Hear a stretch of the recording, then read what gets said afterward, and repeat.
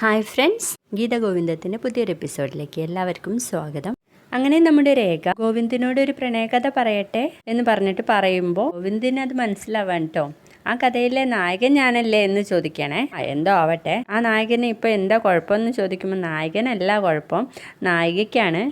ഇപ്പോൾ നായകനെ പ്രണയിച്ചുകൊണ്ടിരിക്കുക എന്ന് പറയുമ്പോൾ ബാക്കിൽ നിന്നിട്ട് ഗീതു പറയുന്നുണ്ട്, ഈശ്വര കണ്ണേട്ട ഇപ്പം എന്താ പറയാ. അപ്പം രേഖ ചോദിക്കുന്നുണ്ട്, ഗോവിന്ദേട്ട എന്താ ഒന്നും പറയാത്തേ എന്നുള്ള കാര്യം. നായികയ്ക്ക് നായകനോട് തന്നെ അത് പറഞ്ഞാൽ പോരെ എന്ന് ചോദിക്കുകയാണ് കേട്ടോ. അല്ല, പെൺകുട്ടികളാവുമ്പോൾ ഇങ്ങനത്തെ കാര്യത്തിന് മുൻകൈ എടുക്കാൻ ഒരു ചമ്മൽ കാണില്ലേ ഗോവിന്ദേട്ട എന്ന് ചോദിക്കാൻ കേട്ടോ രേഖ. അപ്പോൾ നായകൻ മനസ്സ് തുറക്കണമെന്നാണോ?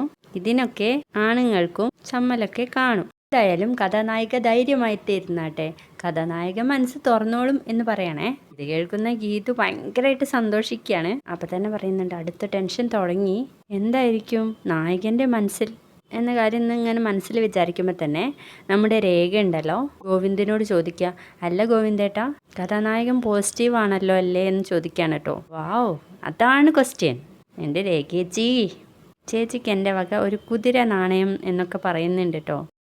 എന്താ ഗോവിന്ദേട്ട ഒന്നും പറയാത്തേ എന്ന് രേഖ ചോദിക്കുമ്പോൾ, നെഗറ്റീവ് ആവാൻ ഞാനൊരു കാരണവും കാണുന്നില്ല, അവളൊരു നല്ല കുട്ടിയല്ലേ എന്ന് പറഞ്ഞത് കേട്ടതും നമ്മുടെ ഗീതു മറന്നിങ്ങനെ ഡാൻസ് കളിച്ചുകൊണ്ടിരിക്കുകയാണേ. അത് കാണുമ്പോൾ നമ്മുടെ രേഖയും കൂടെ ഓടിപ്പോകുന്നുണ്ട് കേട്ടോ. അപ്പോൾ ഗീതു ഇങ്ങനെ ഡാൻസൊക്കെ കളിച്ചിങ്ങനെ ഓടി വരുന്ന സമയത്ത് നമ്മുടെ രാധികാമ്മ അവിടെ നിൽക്കുന്നുണ്ടായിരുന്നു. അതൊന്നും കാണുന്നില്ല കേട്ടോ, ഭയങ്കര എൻജോയ്മെൻ്റ് ആണ്. ഇതുപോലെ 1-2 തുള്ളിച്ചാട്ടവും കൂടി കഴിഞ്ഞാൽ ഇവളുടെ ഗർഭം അലസിപ്പോവും എന്നൊക്കെ പറഞ്ഞ് നിൽക്കുകയാണ് നമ്മുടെ രാധികാമ്മ. അതിൻ്റെ ഇടയിലുണ്ട് രേഖ ഓടി വരുന്നത്. ഇതെന്താ ഓട്ട മത്സരമോ എന്നൊക്കെ ചോദിക്കുമ്പോൾ രണ്ടുപേരും നമ്മുടെ രാധികാമ്മയെ ശ്രദ്ധിക്കുന്നില്ല എന്നതാണ് കാര്യം. എന്നിട്ട് താഴോട്ട് ഇറങ്ങി പോവാണ് കേട്ടോ. അപ്പം നമ്മുടെ കാഞ്ചനൊക്കെ കാണുമ്പോൾ പറയുന്നുണ്ട്, മിതുവ ഇറങ്ങി വാ ഗീതു പാപ്പ, അല്ലെങ്കിൽ അലസിപ്പോയിടും എന്നൊക്കെ പറയുന്നുണ്ട് കേട്ടോ. പിന്നീട് ഗീതവും രേഖയും ഒക്കെ താഴെ വന്നിട്ട് പിന്നെയും വട്ടം കറങ്ങി കളിക്കുകയാണ്. എന്നിട്ട് ചോദിക്കുന്നുണ്ട് രേഖ, നീ ഹാപ്പി ആയില്ലേ ഗീതു? Double happy. എങ്കിലും കണ്ണേട്ടൻ്റെ നാവിൽ നിന്ന് അത് കേട്ടപ്പോൾ ഇനി എപ്പം പറഞ്ഞാലും വേണ്ടില്ല എന്നൊക്കെ പറയാൻ കേട്ടോ രേഖേച്ചിനോട്. അത് പറ്റില്ല, എല്ലാം വേഗം നടക്കണം. അയ്യപ്പേട്ടൻ നിറയെ കായ്ക്കുന്ന ഒരു മാവ് ഇവിടെ കൊണ്ടുപോയി നിർത്തിയിരിക്കുക, ഓർമ്മ വേണം എന്നൊക്കെ പറയുന്നുണ്ട് കേട്ടോ. നീയും ഗോവിന്ദേട്ടനും അടുത്ത് കഴിഞ്ഞാൽ പിന്നെ ഈ സീസൺ കഴിയുന്നതിന് മുമ്പേ തന്നെ അയ്യപ്പേട്ടൻ കൊണ്ടുവന്ന മാവിലെ മാങ്ങ തിന്നാ എന്ന് പറയാൻ കേട്ടോ. അപ്പോൾ ഗീത ചോദിക്കുന്നുണ്ട്, നീ എന്നെ പച്ചമാങ്ങ തീറ്റിക്കോടി എന്നൊക്കെ പറഞ്ഞിട്ട് ഇങ്ങനെ നുള്ളിപ്പിച്ചുന്നുണ്ട് കേട്ടോ. ഗോവിന്ദേട്ടൻ പച്ചക്കൊടി കാണിച്ചതോടെ എൻ്റെ പിച്ചലൊക്കെ ലേശം കൂടിയിട്ടുണ്ട് എന്ന് പറയാൻ കേട്ടോ രേഖേച്ചി. ഇനി നീ ഇവിടെ നിന്നാൽ പറ്റില്ല, നീ ഗോവിന്ദേട്ടൻ്റെ അടുത്തേക്ക് ചെല്ല് എന്ന് പറയുമ്പോൾ കണ്ണേട്ടൻ്റെ നാവിൽ നിന്ന് ഇത്രയും കേട്ട സ്ഥിതിക്ക് ഞാൻ അങ്ങോട്ട് വലിഞ്ഞു കയറി ചെന്നാൽ അത് ശരിയാവില്ല, കുറച്ച് ജാടയൊക്കെ ഇട്ട് നിൽക്കുക എന്ന് പറയാൻ കേട്ടോ. ജാട ഇട്ടിട്ട് 2 പേരും കൂടി അടിച്ചു പിരിയും എന്നൊക്കെ പറയുന്നുണ്ട് കേട്ടോ നമ്മുടെ രേഖ.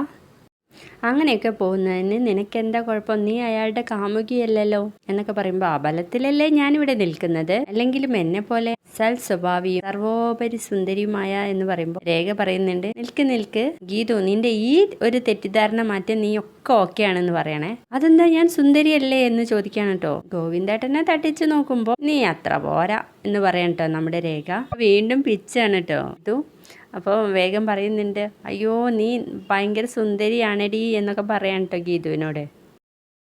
എന്നെപ്പോലെ ഒരു സുന്ദരിക്കുട്ടിയെ കിട്ടാൻ കുറച്ച് ടൈം എടുക്കും എന്ന് മനസ്സിലാക്കട്ടെ എൻ്റെ കണ്ണേട്ടൻ എന്ന് പറയുമ്പോൾ രേഖ പറയുന്നുണ്ട്, കാത്തിരുന്ന് കൈ കിട്ടിയപ്പോൾ അഹങ്കാരം വർക്കൗട്ട് ചെയ്തല്ലേ.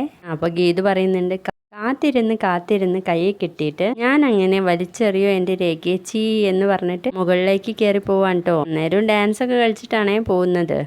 അങ്ങനെ ഗീതു റൂമിലേക്ക് കയറുമ്പോൾ ഗോവിന്ദ് അവിടെ കുളിക്കായിരിക്കും കേട്ടോ. അയ്യോ കുളിക്കാണല്ലേ, ഫ്രഷ് ആയിട്ട് എന്നോട് പ്രണയം പറയാനായിരിക്കും എന്നൊക്കെ പറഞ്ഞിട്ട് ഗീതു ബെഡിൽ പോയിരിക്കുക. ആ സമയത്ത് നമ്മുടെ ഗോവിന്ദ് കുളിച്ചിറങ്ങുമ്പോൾ ഗീതുവിനെ കാണുന്നുണ്ട് കേട്ടോ. അപ്പൊ ഗീതു ഇങ്ങനെ മനസ്സിലിങ്ങനെ ഓർക്കാണ്, നല്ല ഗൗരവം വേണം, ജാടയിലിരിക്കണം എന്നൊക്കെ കാര്യം. ഇപ്പൊ എന്നോട് പ്രണയം തുറന്നു പറയാൻ വരും, എന്നെ കാണുമ്പോൾ നെർവസ് ആവും എന്നൊക്കെ ഇങ്ങനെ പറഞ്ഞുകൊണ്ടിരിക്കുകയാണ്. എന്നിട്ട് കുറച്ച് കഴിഞ്ഞിട്ടും ഗോവിന്ദ് വരാതായപ്പോൾ ജസ്റ്റ് ഒന്ന് നോക്കുന്നുണ്ടേ. അപ്പോൾ ഗോവിന്ദ് എല്ലാം നല്ലതായിട്ട് നടത്തി തരണേ ദൈവമേ എന്ന് പറഞ്ഞിട്ട് പ്രാർത്ഥിക്കുന്നതാട്ടോ കാണുന്നത്. അയ്യോ എന്നോടുള്ള പ്രണയം പറയാൻ വേണ്ടി ധൈര്യം സംഭരിക്കുക എന്നൊക്കെ പറഞ്ഞ് അങ്ങനെ തന്നെ ഇരിക്കുക കേട്ടോ. അപ്പൊ ഗീതു നീ എന്താ എന്നെ കണ്ടിട്ട് മൈൻഡ് ചെയ്യാത്ത എന്നൊക്കെ ചോദിക്കുന്നുണ്ട് കേട്ടോ. എന്നിട്ട് രേഖ പറഞ്ഞ കാര്യം ഒക്കെ പറയുന്നു പറയുന്നുണ്ട്, രേഖ വേണമായിരുന്നോ, നിനക്ക് നിന്റെ കാര്യം എന്നോട് പറഞ്ഞൂടെ എന്നൊക്കെ ചോദിക്കുന്നുണ്ട്. അത് പിന്നെ ഞാനെങ്ങനെയാ പറയാന്നൊക്കെ ചോദിക്കുന്നുണ്ട് കേട്ടോ ഗീതു. അങ്ങനെയൊക്കെയുള്ള ഒരു അടിപൊളി എപ്പിസോഡാട്ടോ, സൂപ്പറാണ്. അപ്പോളേ വീഡിയോ കണ്ടാൽ ഇഷ്ടപ്പെട്ടാൽ ലൈക്ക് ചെയ്യണം, സബ്സ്ക്രൈബ് ചെയ്യണേ.